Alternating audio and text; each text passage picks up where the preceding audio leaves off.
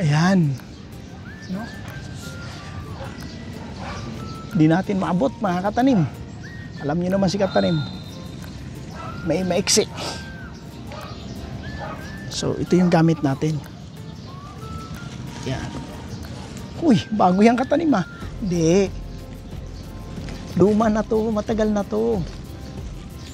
Oh. Ayan. No? Kapag di ko maabot, kahit sa transplanting, ito ang gamit. Anyway, good afternoon mga katanim.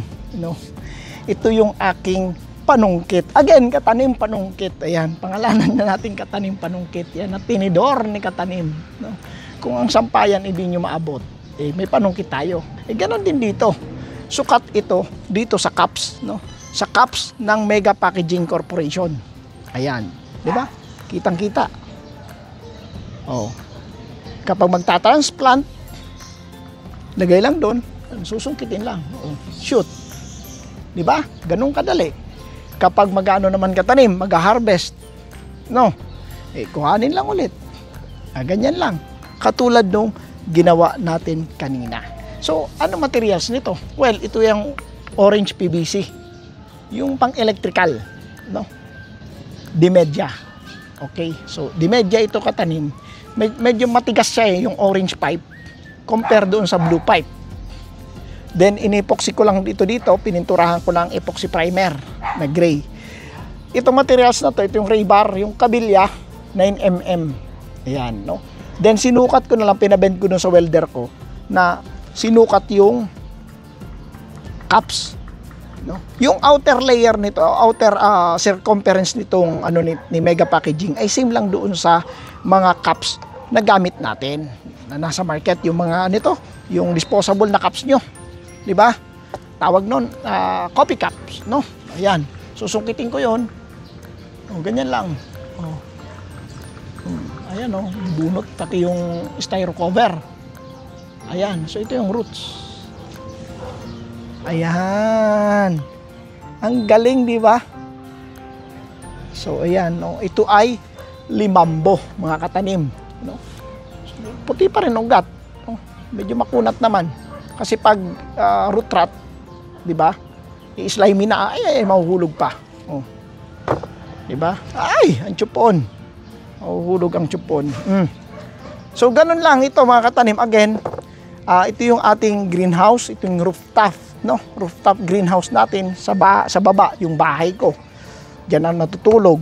So akit lang ako, ito yung pagkain. So wala na magugutom kung ganito yung ano natin, no? Yung lahat tayo may ganito sa mga rooftop natin, napakasimple lang. Taniman. Well, nabubuhay ba ang tanim? Yes. Insulated lang lahat. Yung styro box ng Mega Packaging, yung big box, yun yung reservoir. Yung ano natin, styro cover, no? Yung NFT, yan, styro cover, NFT insulator. Okay, so ganun lang. So tingnan natin ito. Oh. Saan ba yun? Ito mas marami ang tanim.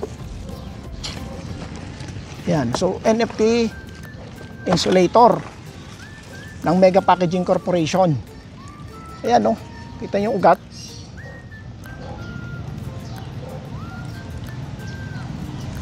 Oh, di ba?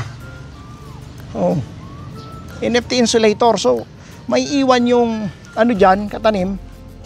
Yung durako natin, di ba? Madali na linisin. Oh. Compare sa mag-ano ka ng kukuskus ka diyan ng papalusutin mo lang doon sa butas. Eh, unlike dito, pag ganito yung system mo, napakadali. Tingnan mo yung ugat, oh. Di ba? Ang ganda. Ito naman kasi na-harvest na to. Oh. Oh. Buo pa, oh. Again, this is limambo. Sa likod ko, D'Angelia. Ito, D'Angelia. Doon, yung papuri. Then, na-harvest na yung sigulin. Then, Rabelio. Dito.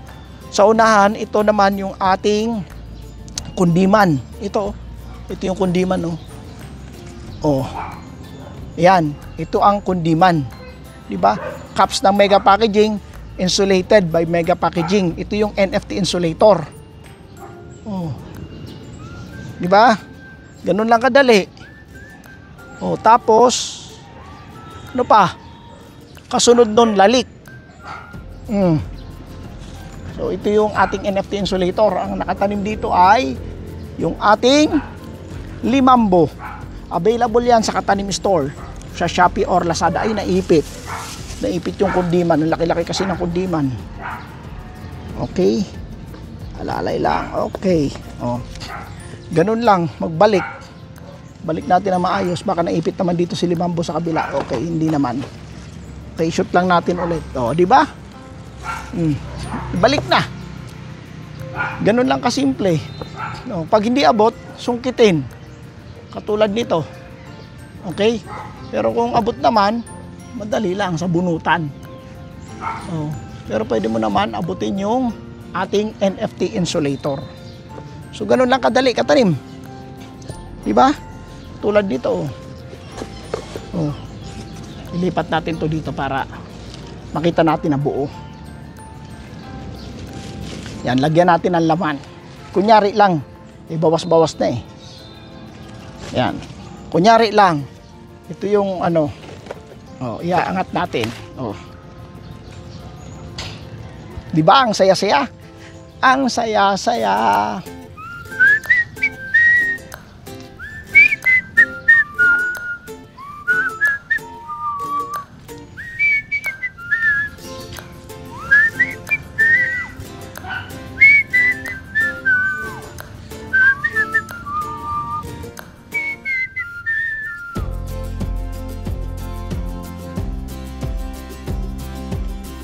Kahit i-deliver natin ganito, pwede na. Lalatag natin doon sa display rack natin. Napakadali. Oh. 'Di ba? Yan ang mga innovation natin ngayon, mga tanim sa mga hindi na updated. No, marami nag-chat sa akin. Grabe, nakapag-innovate ka na ulit katanim, bago na. NFT insulator na, 'di ba? Yung mga bago natin. Kaso ang setup ko, yung may butas yung NFT, sayang. Ngayon, dalawa na ang magagamit natin doon sa NFT. No, balikan lang yung video natin dyan sa ating YouTube channel. Na-explain ko na yung step by step paggawa nitong NFT table natin. Nagamit itong NFT insulator ng Mega Packaging Corporation. Ayan, no. Itong seeds natin ay available sa Katanim Store, sa Shopee or Lazada. Ayan, no. Pwede kayo mag-message sa akin kung may mga tanong pa. Pwede rin kayo mag-comment below dyan sa ating YouTube at sasagot ako, mga katanim. So I hope may natutunan kayo dito, mga katanim. Salamat sa inyong suporta. Ang gamit ko dito ay Kiss Plus, no? Yun yung kiss na mayroon ng iron. Ika nga, kiss sabay hug. Then may foliar ako dito. Ang foliar ko, yun naman yung flying kiss. Ika nga, yung Katanim foliar formula. Ayan, no? And then para sa mga insekto naman, gumagamit ako dito na natural way. No insecticide, no pesticide. Ano yung natural way mo katanim? Yan yung Katanim plant wash. So I hope na naintindihan nyo. Salamat sa inyong suporta, mga katanim. At love yan.